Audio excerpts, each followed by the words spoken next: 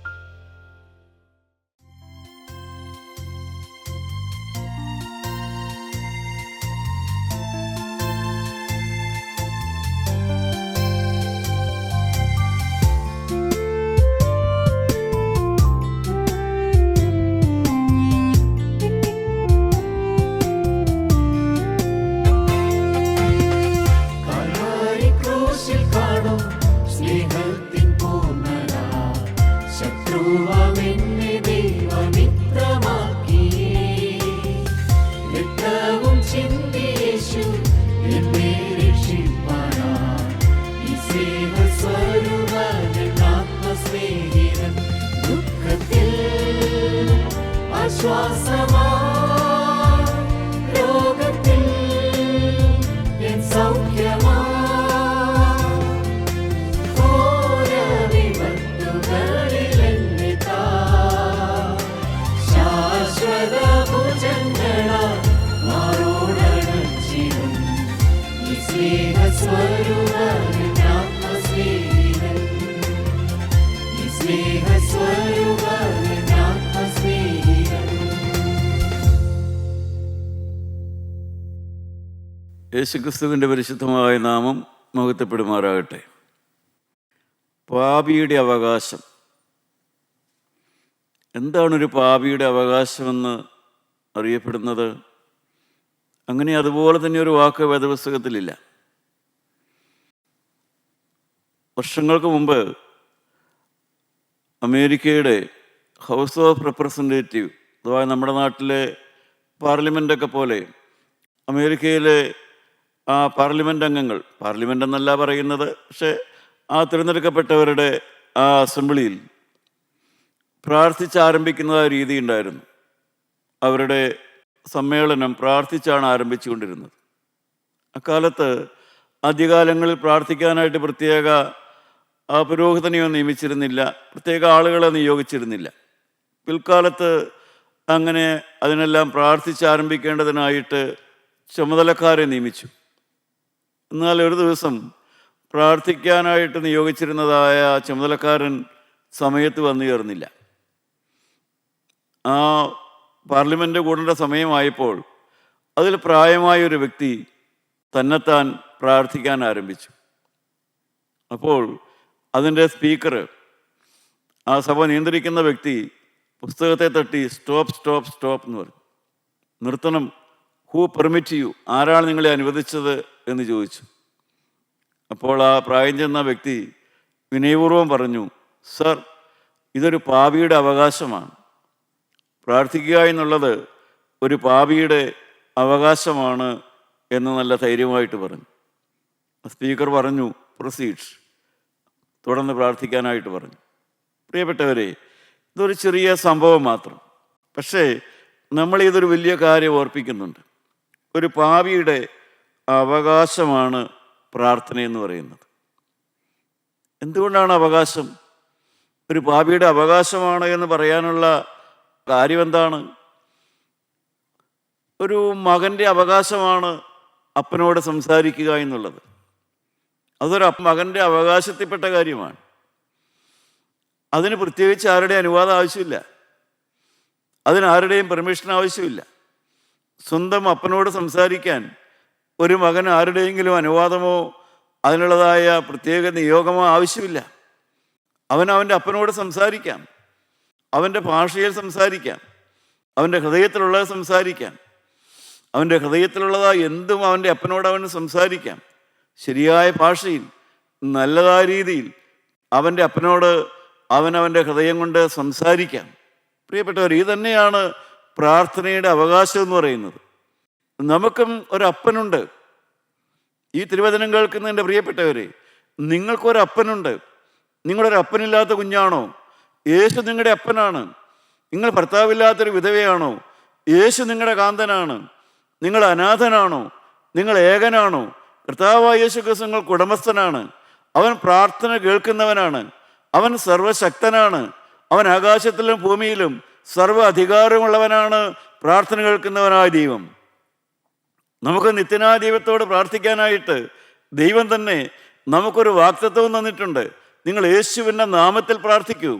യേശു ക്രിസ്തുവിനോടുള്ള സ്നേഹത്തിൽ ജീവിച്ചുകൊണ്ട്, ക്രിസ്തുവിനോടുള്ള ബന്ധത്തിൽ ജീവിച്ചുകൊണ്ട് നിങ്ങൾ പ്രാർത്ഥിച്ചാൽ ഞാൻ പ്രാർത്ഥന കേൾക്കുമെന്നുള്ളത് ദൈവം നമുക്ക് തന്നിരിക്കുന്നതായ വാഗ്ദത്തമാണ്.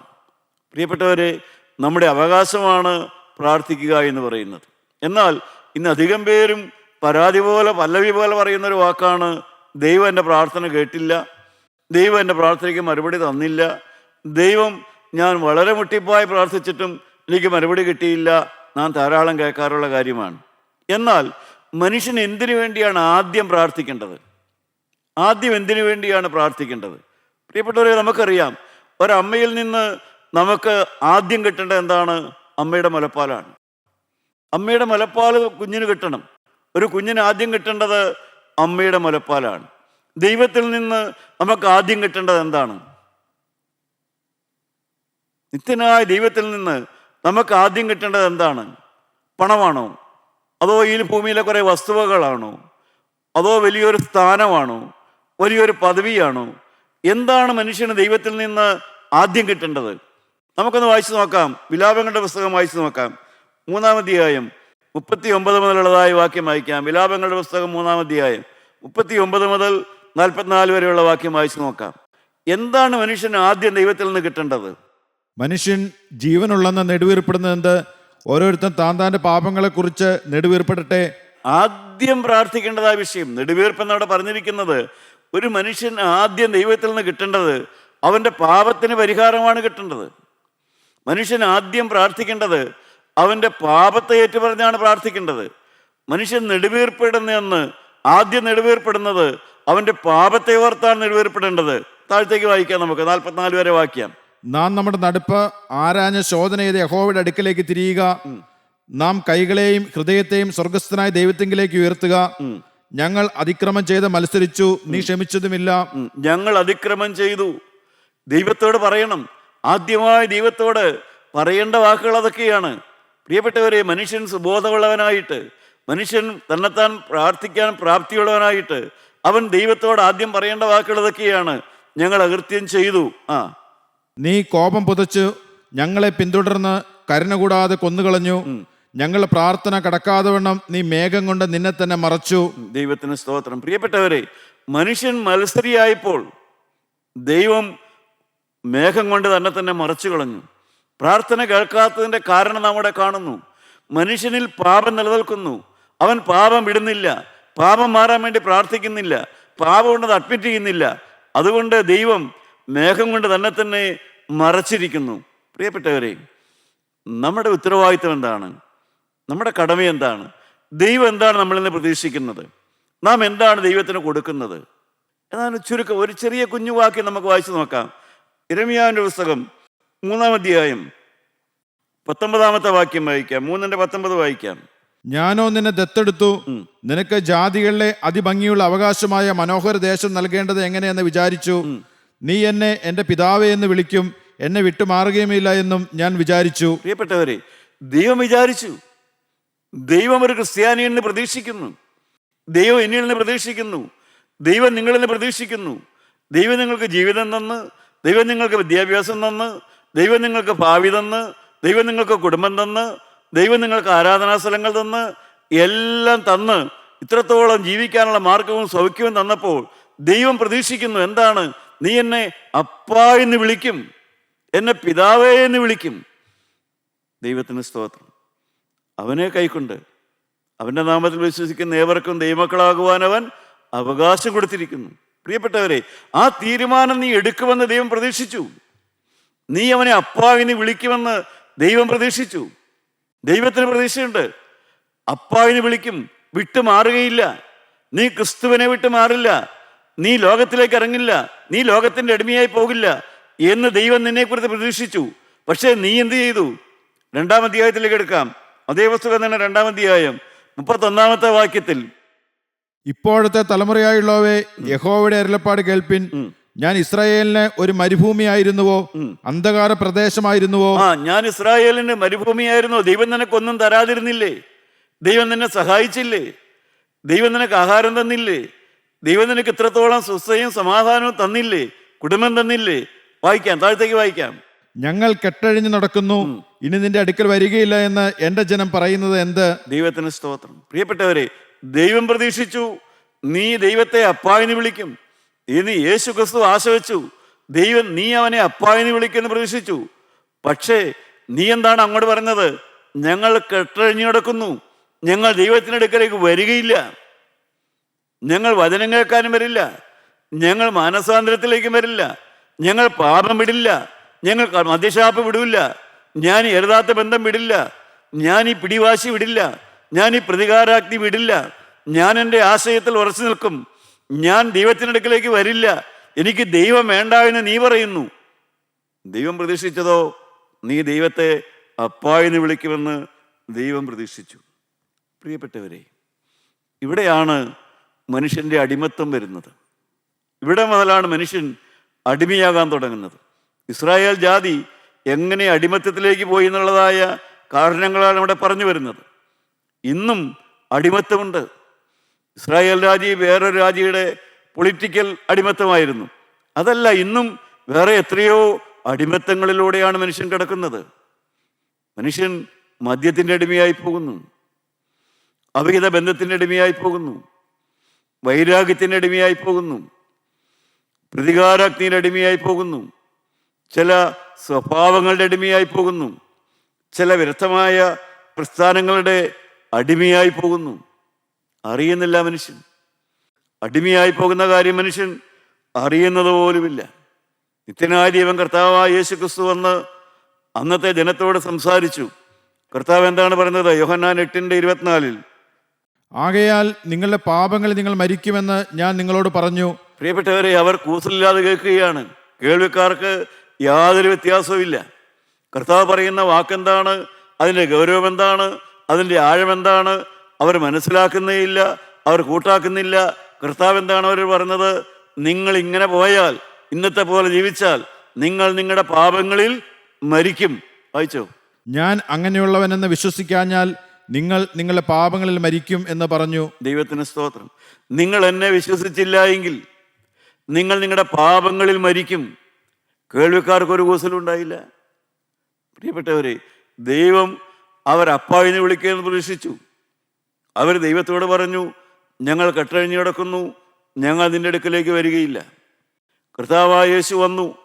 അന്ന് ദേവാലയത്തോട് ബന്ധപ്പെട്ട ആ സമൂഹത്തോട് പ്രസ്താവിച്ചു, നിങ്ങൾ നിങ്ങളുടെ പാപങ്ങളിൽ മരിക്കും. ഒരു പ്രശ്നവുമില്ല, ഒരു കൂസലുമില്ല. വചനം കേട്ടിട്ട് ഒന്നും സംഭവിച്ചുള്ളത് തോന്നിയില്ല.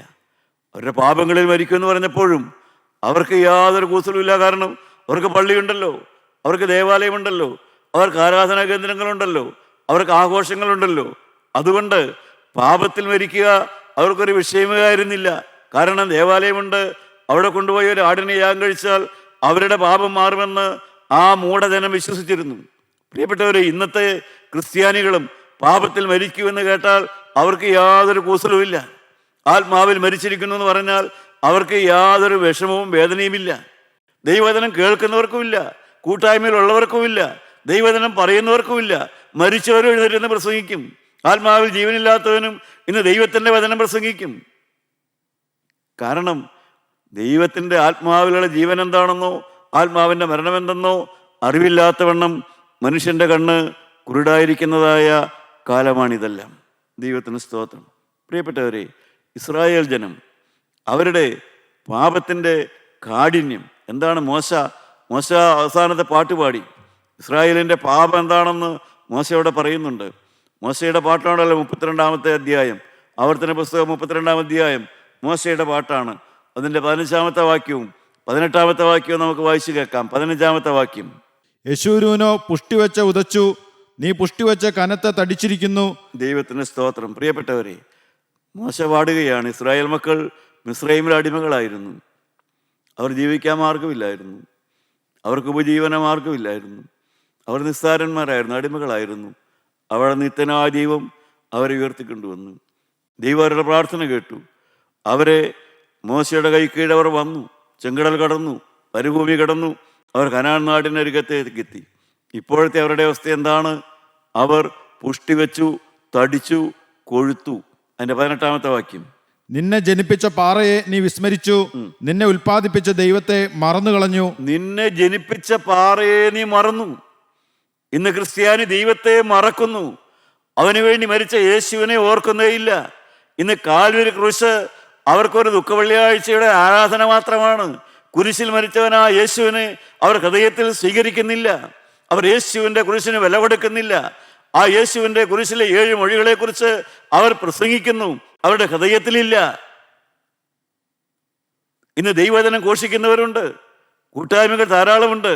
പക്ഷേ കർത്താവായ യേശുവിനെ അവർ മറന്നു കളഞ്ഞിരിക്കുന്നു. ദൈവത്തിൻ്റെ വചനം മറന്നു കളഞ്ഞിരിക്കുന്നു. വചനത്തിന് വില കൊടുക്കാതെയുള്ളതായ ഒരു ക്രൈസ്തവ സമൂഹത്തെയാണ് നാം ഇന്ന് കാണുന്നത്. മോശ അന്ന് അപ്രകാരം തന്നെ പറഞ്ഞു. പ്രിയപ്പെട്ടവരെ, ദാരിദ്ര്യത്തിൽ കിടന്ന കാലത്ത് അവർക്ക് ദൈവത്തെ വേണമായിരുന്നു. കഷ്ടതയിൽ കിടന്ന കാലത്ത് ദൈവത്തെ വേണമായിരുന്നു. ഒന്നുമില്ലാതിരുന്ന കാലത്ത് ദൈവത്തെ വേണമായിരുന്നു. ദൈവത്തിന് സ്തോത്രം. അതുകൊണ്ടാണ് ശലോമോൻ രാജാവ് വളരെ ജ്ഞാനത്തോടുകൂടെ, ദൈവസ്നേഹത്തോടുകൂടെ ഒരു വാക്ക് പ്രാർത്ഥിക്കുന്നുണ്ട്. ശലോമോൻ്റെ ഒരു പ്രാർത്ഥനയുണ്ട്. 30-ാമത്തെ അധ്യായം, സദൃശവാക്യം 30-ാം അധ്യായം 7, 8, 9 വാക്യം നമുക്ക് വായിക്കാം. 2 കാര്യം ഞാൻ നിന്നോട് അപേക്ഷിക്കുന്നു, ജീവപര്യന്തം അവ എനിക്ക് നിഷേധിക്കരുത്. വ്യാജവും ഭോഷ്കും എന്നോട് അകറ്റണമേ. വ്യാജവും ഭോഷ്കും, 2 കാര്യം ദൈവത്തോട് പ്രാർത്ഥിച്ചു. വ്യാജവും ഭോഷ്കും എന്നോട് അകറ്റണമേ. ദാരിദ്ര്യവും സമ്പത്തും എനിക്ക് തരാതെ. ദാരിദ്ര്യവും സമ്പത്തും എനിക്ക് തരല്ലേ. എൻ്റെ പാപം വ്യാജവും ഭോഷ്കും എന്നിൽ നിന്ന് അകറ്റണം. ദാരിദ്ര്യവും സമ്പത്തും എനിക്ക് തരരുത്. എന്താണ് അതിൻ്റെ കാരണം? താഴത്തേക്ക് വായിക്കാം. ഞാൻ തൃപ്തനായി തീർന്നിട്ട് യഹോവ ആർ എന്ന് നിന്നെ നിഷേധിപ്പാനും, ദരിദ്രനായി തീർന്നിട്ട് മോഷ്ടിച്ച് എൻ്റെ ദൈവത്തിന്റെ നാമത്തെ തീണ്ടിപ്പാനും സംഗതി വരരുതേ. ശലോമോന്റെ ശ്രേഷ്ഠമായ പ്രാർത്ഥനയാണ്. കർത്താവേ, സമ്പത്ത് വന്നാൽ ഞാൻ ദൈവം ആരാണെന്ന് ചോദിക്കാൻ തുടങ്ങും. പണം പെരുകിയാൽ ദൈവത്തോട് ചോദ്യം ചോദിക്കാൻ തുടങ്ങും. ദൈവത്തെ തൃണവൽക്കരിക്കാൻ തുടങ്ങും. അങ്ങനെ സമ്പത്ത് വന്നാലുള്ള ആപത്ത് മനസ്സിലാക്കിക്കൊണ്ട് ശലോമോൻ പ്രാർത്ഥിച്ചു, സമ്പത്ത് എനിക്ക് തരല്ലേ, അവിഹിതമായ സമ്പത്ത് എനിക്ക് വരല്ലേ, അന്യായമായ സമ്പാദ്യം എനിക്ക് ഉണ്ടാകല്ലേ. ഞാൻ ദൈവത്തെ മറക്കാനിടവരും, ഞാൻ ദൈവത്തെ ചോദ്യം ചെയ്യാനിടവരും. അതുപോലെ തന്നെ ദാരിദ്ര്യവും എനിക്ക് വരല്ലേ. എനിക്ക് സഹിക്കാൻ വരാത്ത ദാരിദ്ര്യം വന്നാൽ ഞാൻ മോഷ്ടിച്ചു പോയാലോ, എനിക്ക് മോഷ്ടിക്കാനിടവരുമോ?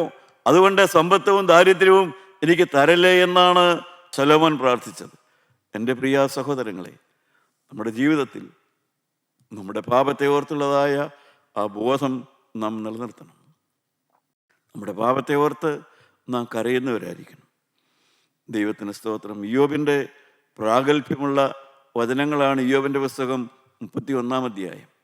ഇയ്യോബിൻ്റെ പ്രാഗൽഭ്യ വചനങ്ങളാണത്. ഇയ്യോബിൻ്റെ പ്രാഗൽഭ്യം, ചില കാര്യങ്ങളെല്ലാം ഇയ്യോബിന് നല്ല പ്രാഗൽഭ്യമുണ്ടായിരുന്നു. ഇയ്യോബിന് ചില തെറ്റുകളുണ്ടായിരുന്നു, അത് ഇയ്യോബ് തിരുത്തി.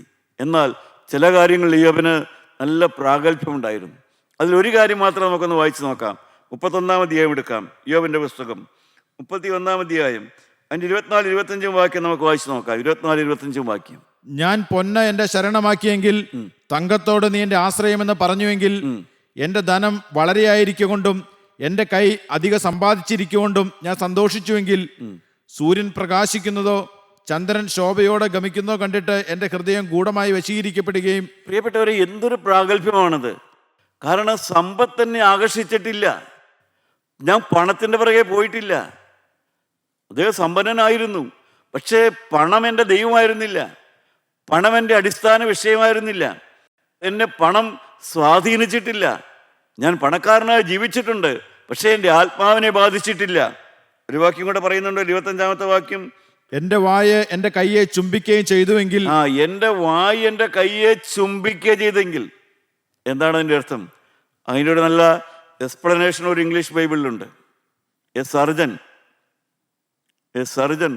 Don't give homage to his own hand. Operation നടത്തി കഴിയുമ്പോൾ, ആ ഓപ്പറേഷൻ വിജയിച്ചു കഴിഞ്ഞാൽ ഒരു ഓപ്പറേഷൻ നടത്തിയ സർജൻ ഓപ്പറേഷൻ നടത്തിയ തൻ്റെ കയ്യെ ചുംബിക്കില്ല. എന്നുവെച്ചാൽ ഈ കൈയാണ് ഓപ്പറേഷൻ നടത്തിയതെന്ന് ആ സർജൻ പറയൂല, കയ്യെ ചുംബിക്കില്ല. എന്ന് പറഞ്ഞാൽ സ്വയപ്രശംസ ഉണ്ടാവില്ല. പ്രിയപ്പെട്ടവരെ, ഒരു യഥാർത്ഥ ദൈവവേദൻ ഒരിക്കലും പണത്തിൻ്റെ പുറകെ അവൻ പോകില്ല. എന്നെ ആത്മീയം പഠിപ്പിച്ച പ്രിയപ്പെട്ട യോഹന്നാൻ സാറ് പറഞ്ഞു തന്നിട്ടുണ്ട്, പണമില്ലെങ്കിലും ദൈവവേല നടക്കും, വിശുദ്ധന്മാരില്ലെങ്കിൽ ദൈവവേല നടക്കില്ല. പണമുള്ളത് കൊണ്ട് ദൈവവേല നടക്കണമെന്നില്ല. പണമില്ലെങ്കിലും ദൈവവേല നടക്കും, എന്നാൽ വിശുദ്ധന്മാരില്ലെങ്കിൽ ദൈവവേല നടക്കുകയില്ല. പ്രിയപ്പെട്ടവരെ, സ്വയപ്രശംസയുണ്ടോ? സ്വയപ്രശംസ. ദാവീദിന് പണമില്ലാത്ത കാലമുണ്ടായിരുന്നു, അവൻ ദാരിദ്ര്യമുണ്ടായിരുന്ന കാലമുണ്ടായിരുന്നു. അക്കാലത്ത് അവന് പാപം വന്നില്ല. മറിച്ച് അവൻ പട്ടുമത്തയിൽ കിടക്കാൻ തുടങ്ങിയ കാലത്താണ് അവന് പാപത്തിലേക്ക് വീഴാൻ ഇടവന്നത്. എപ്പോഴും എൻ്റെ പ്രിയ ദൈവമക്കളെ, നാം ശ്രദ്ധയുള്ളവരായിരിക്കുക. നമ്മുടെ പാപത്തെ നാം ഗൗരവമായി കാണുക. പാപം ഒരു നിസ്സാര വിഷയമല്ല, പാപം ഒരു നിസ്സാര വിഷയമല്ല. അതുകൊണ്ടാണ് നിലവിളിക്കുമ്പോൾ, പ്രാർത്ഥിക്കുമ്പോൾ ആദ്യം പാപത്തെ ഓർത്ത് നിലവിളിക്കണമെന്ന് പറയുന്നത്.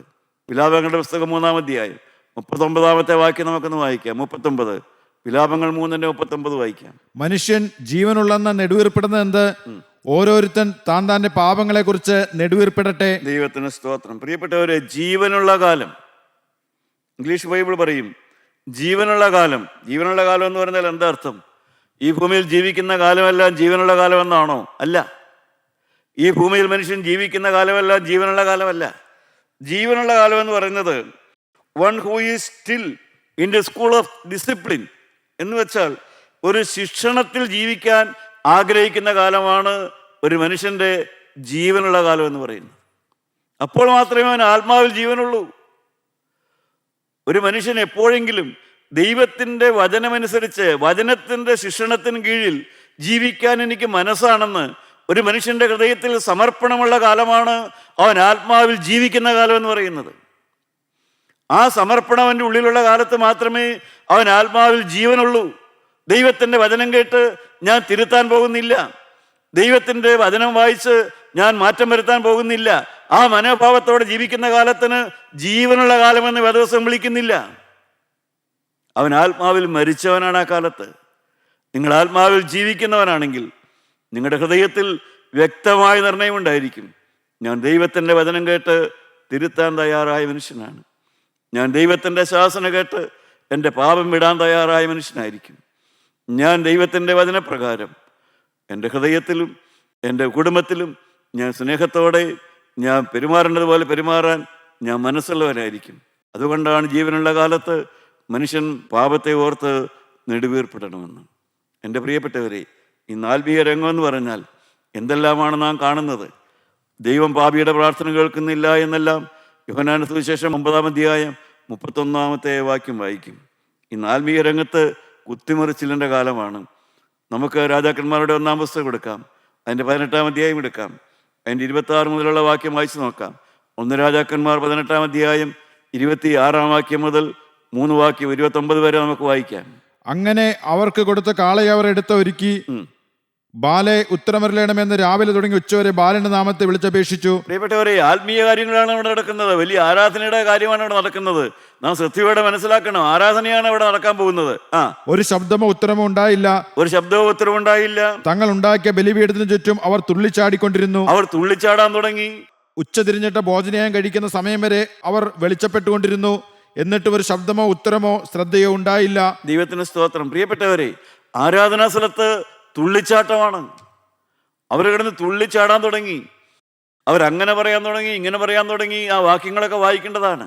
അവർ തുള്ളിച്ചാടി ആരാധിക്കുകയാണ്.